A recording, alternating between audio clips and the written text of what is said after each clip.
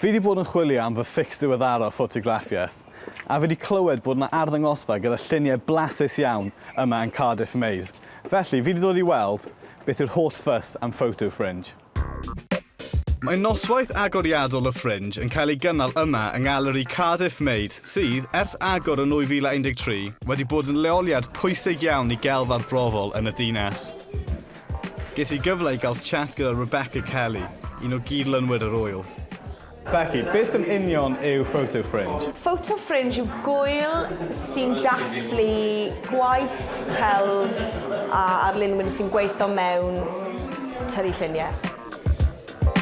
Pwy yw'r brains tu ôl i Fotofringe, then? Mae 2 brains tu ôl i Fotofringe. Yn gyntaf John Pountney. Mae fe'n tynnu lluniau.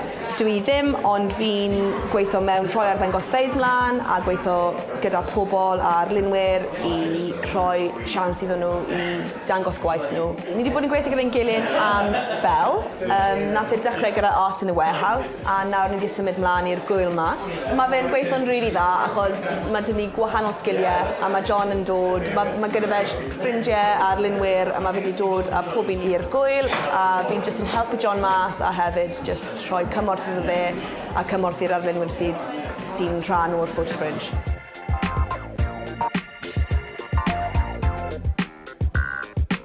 Sut nath Fotofringe ddechrau?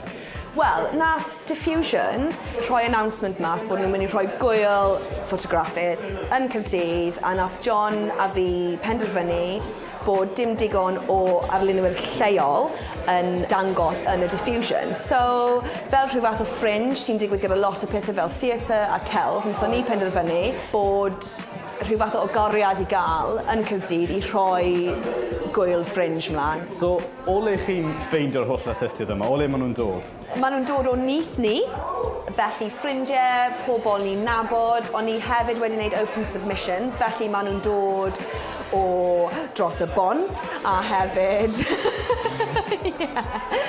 a rhyngwladol hefyd. So ni'n dangos rhywun sy'n dod o Mexico, ni'n dangos rhywun sy'n dod o America, so mae lot o pobl wedi dod i nyth ni i dangos gwaith.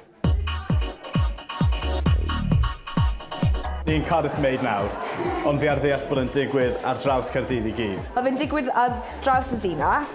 Ni'n dechrau fan hyn yn Maid, a wedyn yn ystod y misoedd nesaf, ni'n mynd i fod yn Porters, Milgi yn y Warehouse, yn Sherman, Cymru, a ni'n mynd i fod ar y strydoedd, ni'n mynd i fod just ble bynnag ni'n gallu fod, ond ni'n hefyd yn digon barod i pethau eraill digwydd yn ystod y misoedd nesaf, fel rhyw fath o pop-up neu rhyw fath o off-the-cuff.